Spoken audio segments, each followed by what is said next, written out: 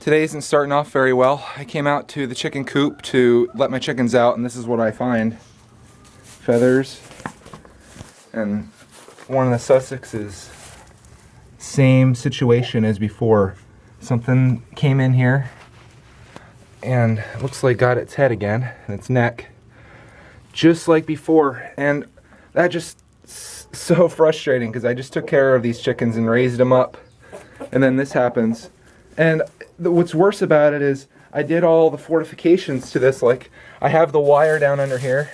I have the cinder blocks all around the side. I can't even tell where the thing got in at. The whole coop was shut in last night. I closed everything in. Everybody was good around 8:30 last night. But then this happens. So, not again. It's been 2 months.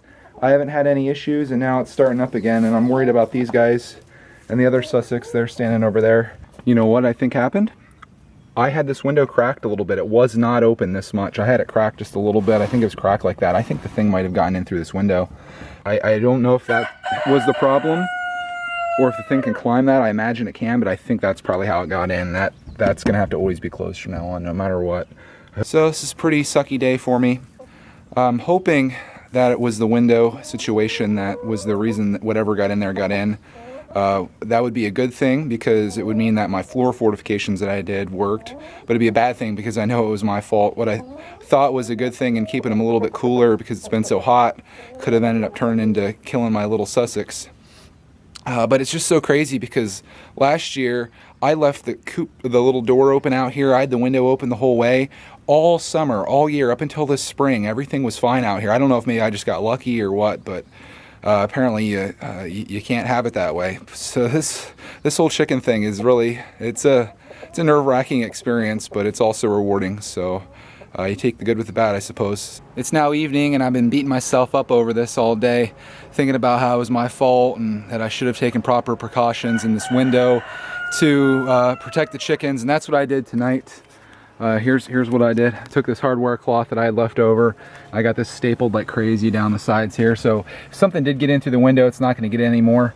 Unfortunately, I can go inside and slide these windows open, and this will be a nice little breezeway for them. And that's something that I should have done a while ago, which is something I'm kind of upset with myself about, that I should have thought about that. I just had the window cracked and I thought, oh, it'll be fine, nothing can get through there, but that'll allow a little bit of breeze in there for them. But you can't underestimate these animals when they're trying to get in here and get after chickens, and they're predators. That's what they do, they find a way. And I'm learning that, and that's sort of what this channel is about. That's why I'm sharing this. I don't want to make a video about my dead chicken because that's the last thing you want to find in the morning when you come outside is a pet of yours that's dead. But I like to share everything, and this is going to be in a playlist called Raising Chickens, and it's a reality. Something could get your chickens, and this is something that maybe you can learn from if this is your first time. Make sure you have your windows covered.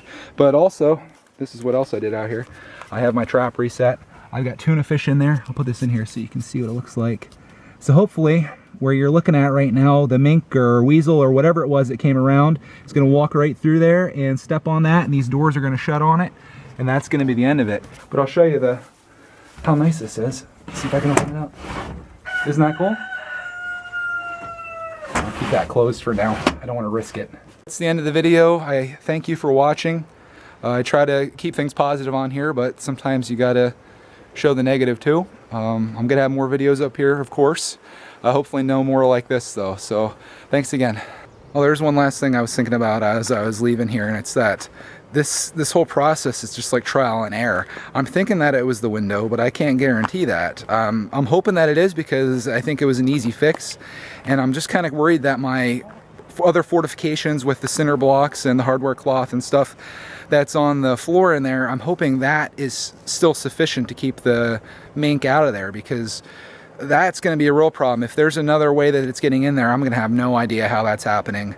So I'm hoping it's the window, but if not, it's unfortunate, but I'm going to end up finding out the hard way, because I looked in there again this morning and I didn't see any opportunity for anything to get in, and it just sucks because I look at these guys and I think about, you know, every time one of these animals gets killed out here, I think about the last time that I saw them. Like these guys, I was just feeding them out of my hand the other night, like with some corn and stuff, and it's so cute, and it was all three of the Sussex were doing that, and now there's two.